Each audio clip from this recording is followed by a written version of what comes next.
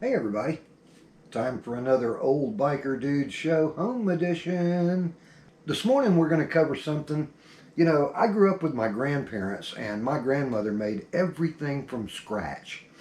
But yet I was in my 20s before I ever knew how to properly make gravy. People's houses I would go over to, they would use cans of gravy and, things like that. But I never really stood and watched my grandmother make gravy. I just knew how delicious it was.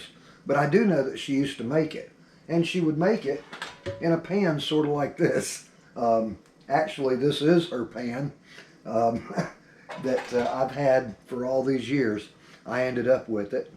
But this morning we're going to cover how to make gravy, and we're going to expand on it just a little bit, and I'm going to show you the ways that it would typically be made if you were thinking country gravy, and I'm going to show you the healthy alternative also for those of you that may be concerned with sodium, because gravy is not necessarily, the most health conscious thing to eat the way it's typically made, but you can adjust it to be a rather healthy thing to eat with breakfast. So come on, let's see how to make gravy here on the Old Biker Dude Show Home Edition.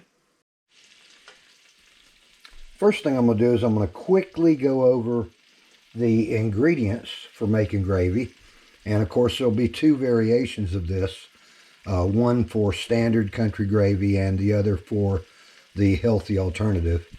I myself sort of meet in the middle on that. There are a couple of different ways you can reduce sodium, one of which is use these packets that come, the ones that I get are Urbox, and as you can see the sodium content in this, if you can read the back of that package right there, is 0. There is no sodium in these, and that's, pretty much eliminates any sodium content. One of the things that I do also is I don't use any salt, which I will do in the main recipe. But here's how we're going to start out. First of all, you're going to need somewhere in the neighborhood of a little less than a half a stick of butter and a good heaping tablespoon of flour. You can use self-rising or all-purpose, it doesn't really matter.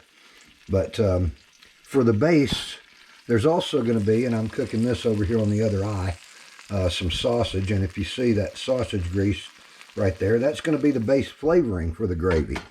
But again, I'm going to show you the alternative using sodium-free chicken broth as well. And I'm also going to make you aware that you can use chicken broth that you buy at the store that's just unsalted, and that has a very low sodium rate, 35 milligrams per serving, and that's a serving size they consider to be 1 cup, and you barely need 1 cup to make gravy for 2 for like breakfast, say like for biscuits and gravy or something like that. But that's what we're going to do. We'll get started here right now. Now, as I go along here with each step, I'm going to show you the alternative for each ingredient as I go along. What I'm going to do is make basic, milk gravy like you would eat with a sausage or, a biscuit, say if you were just going to make like biscuits and gravy for breakfast. But at each step, I'm going to also introduce the alternative for the more healthier, less sodium version. Now, the very first thing you want to do is melt your little bit less than a stick of butter in a stainless steel pan, preferably. Now, of course, the alternative would be you can use unsalted butter. Now, once you have your butter just about completely melted, you add in your tablespoon of flour and just stir them around and mix them together. Now, of course, for your alternative to flour, you can use cornstarch. Cornstarch has, carbs, 7 grams of carb in a serving. whereas, you know, that's not the case otherwise. Now, once I've done this right here, I just melt the two together and can continue stirring just like you were making a roux or something, because that's all you're basically doing. And that's all gravy really essentially is. But I turn my heat down very, very low. I've actually got my electric eye set on 2 because I don't want to scorch this. I do want the flour to get a little bit browned in there, but it brings us to the process of flavoring the gravy.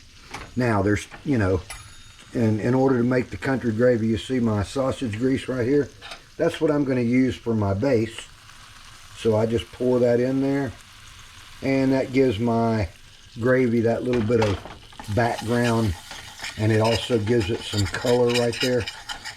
Now, the alternative to that is there's a couple of things you can do.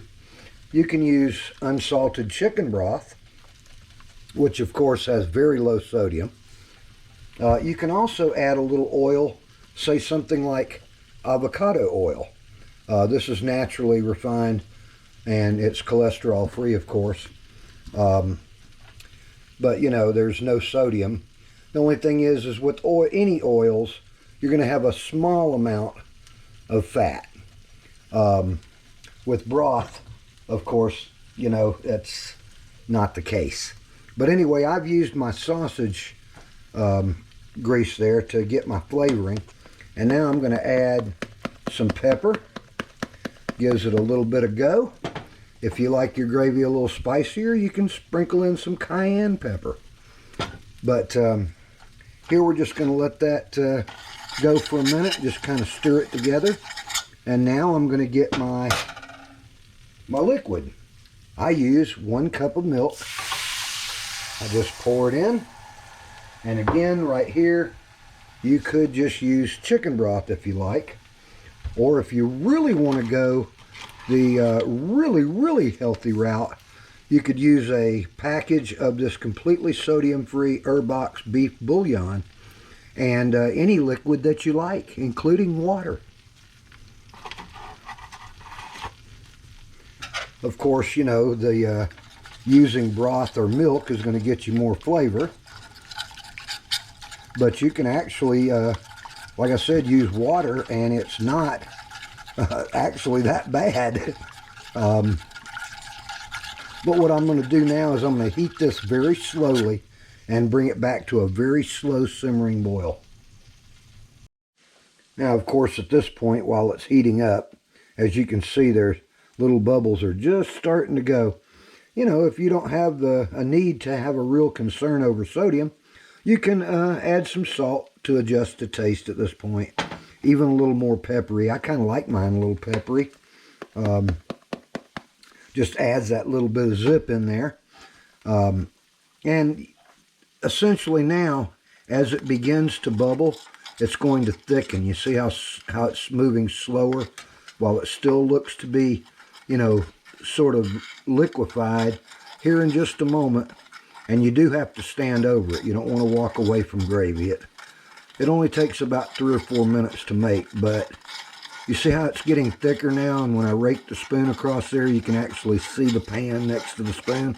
In a moment, that'll get even easier. Here it goes. It's getting thicker and thicker and thicker, and now we've got, see, where it's a little bit slower to fall off the spoon. And now I'm going to turn my eye off. And as you can see, it's getting quite thick right there. And that's how easy gravy is to make, folks. And it's really delicious. It adds you can use this for mashed potatoes and things like that with your meals. Or, you know, this is essentially a breakfast gravy for me. But there you go. Now, see how it just barely slides off the spoon? And it's wanting to keep bubbling, but I'm going to pick it up off the eye because I don't want it to get any hotter than that. That's a nice consistency, and that'll go real good over my sausage biscuit. But there we are, folks. How to make gravy old biker dude style for breakfast, and the healthy alternative.